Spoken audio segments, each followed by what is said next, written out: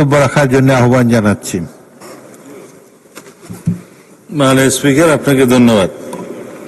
সবাই বলছিল সংসদ জমিয়ে গেছে, সবাই বোর ফিল করতেছে, তা আমার কাছে লাস্টে মনে হলো খুব ভাইব্রেন্ট হয়েছে। মাননীয় স্পিকার, মাননীয় সদস্য রুমিন ফারহানা বলেছেন প্রতীকী ছাঁটাই, আসলে তিনি এনেছেন মিতব্য ছাঁটাই, প্রতীকীটা 1 টাকা হয়। বলেছেন রাজনীতি পেশা এবং আমলা পেশা এই 2 জায়গাতেই দুর্নীতি হয়। দুর্নীতি দুর্নীতি দুর্নীতি সব জায়গায় হয়। মাননীয় স্পিকার, ঘুরে ফিরে সব দোষ রাজনীতিবিদের হয়, কিন্তু যতগুলো ফাইল স্বাক্ষর হয় লাস্টে রাজনীতিবিদকে স্বাক্ষর করতে হয়, ওই জন্য সব দোষ তার। এর বেশি বলতে চাই না। তিনি বলেছেন রূপপুরে বালিশ দুর্নীতি হয়েছে, পর্দার দুর্নীতি হয়েছে, সবকিছু মেগা প্রজেক্টের মেগা দুর্নীতি হয়েছে, ব্যাংক লুট হয়েছে। সেই জন্যই তো দুর্নীতি দমন কমিশনকে স্বাধীন দুর্নীতি দমন কমিশন করার প্রস্তাব এসছে। আমরা এটা স্ট্যাটিউটরি একটা অর্গানাইজেশন হিসেবে শক্তিশালী দুর্নীতি দমন কমিশন গঠন করব বলে আমরা দুর্নীতি দমন কমিশন সংক্রান্ত অধ্যাদেশটা তখন গ্রহণ করিনি। এখন আলোচনা শুরু হয়েছে এবং বাংলাদেশের একটি শক্তিশালী দুর্নীতি দমন কমিশন প্রতিষ্ঠিত হবে ইনশাআল্লাহ। বলেছেন কমিশন চেয়ারম্যান যাদেরকে নিয়োগ করতে হয় তাদের কিভাবে নিয়োগ করা হবে সেজন্য সার্চ কমিটি। সার্চ কমিটি তো আছে, আগের আইনেও ছিল এবং সেই অধ্যাদেশটা গ্রহণ করা না গেলেও আগের আইনটা রিভাইভ হয়েছে, ওখানেও সার্চ কমিটি আছে। সেই সার্চ কমিটি অনুসারে দুর্নীতি দমন কমিশনটা গঠন করার জন্য, সার্চ কমিটি গঠনের জন্য যেই কমিটি গঠন করার উদ্যোগ নেওয়া হয়েছিল, দয়া করে কালকে মাননীয় প্রধান বিচারপতি অনেক দিন পরে তার প্রতিনিধি নিয়োগ করেছেন। বহুদিন গড়িয়ে গেছে, হয়তো আপনারা মনে করে নিয়েছেন সরকার আন্তরিক না। সরকার আন্তরিক ছিল, চিঠি দিয়েছে সার্চ কমিটি গঠন করা হবে, দুর্নীতি দমন কমিশন গঠন করা হবে, কিন্তু আমরা সহযোগিতাটা পাইনি। গতকালকে কেবল সই করে দিয়েছে। এখন সার্চ কমিটি গঠিত হবে, দুর্নীতি দমন কমিশনও গঠিত হবে, দুর্নীতির সমস্ত বিষয় অ্যাড্রেস করা হবে। তবে আপনাদেরকে আশ্বস্ত করতে চাই, এটা হচ্ছে একটা মধ্যবর্তী ব্যবস্থা। দুর্নীতি দমন কমিশন আইনটা পার্লামেন্টে নিয়ে আসলে, বিলটা, তখন একটা আরো শক্তিশালী দুর্নীতি দমন কমিশন গঠন হবে, আইনটা গঠন হবে, তখন আমরা সেখানে আলোচনায় অংশগ্রহণ করতে পারবো। আলোচনার ভিত্তিতে, সমঝোতার ভিত্তিতে একটি দুর্নীতি দমন কমিশন আইন গঠিত হবে। কিন্তু মধ্যখানে আমাদেরকে দুর্নীতি দমন কমিশনটা ফাংশনাল করার জন্য একটা সার্চ কমিটির মধ্যে দিয়ে, আগের আইনটার মধ্যে দিয়ে একটা কমিশন গঠন করে ফেলতে হবে। মাননীয় স্পিকার, আমাদের মাননীয় সদস্য এইটা বলেছেন যে দুর্নীতির অর্থ পাচারের যে টাকা পাচার হয়েছে দেশ থেকে, সেটা ফিরিয়ে আনার ব্যবস্থা। আমরা এখানে অনেক আলোচনা করেছি। একদিন আমি একটা কাগজ নিয়ে এখানে কিছু তথ্য দিয়েছিলাম, সেটা হচ্ছে state of the state economy since 2009 to 2023।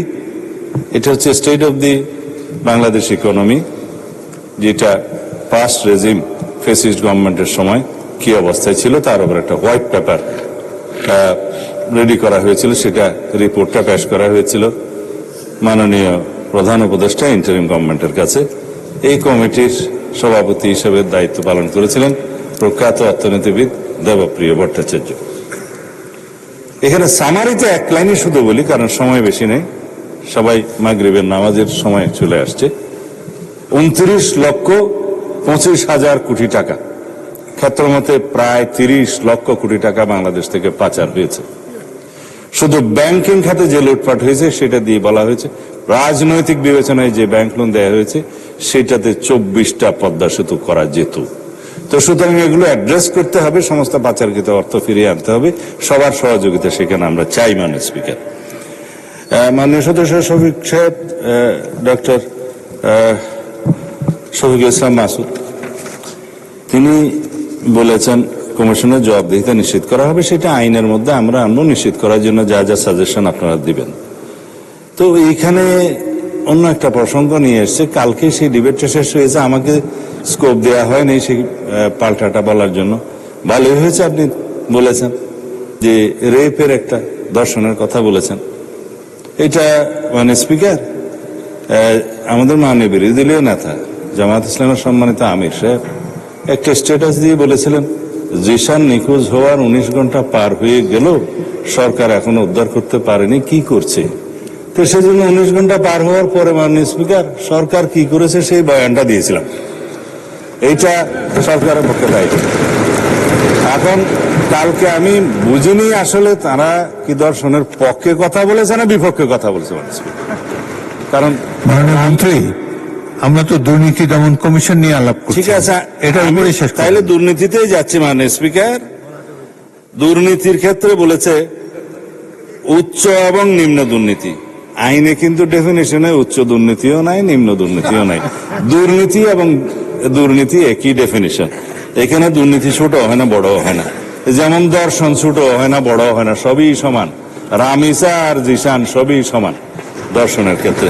মাননীয় স্পিকার, একটার বিচার চাইবে আর একটা চাইবে না, তা হয় না।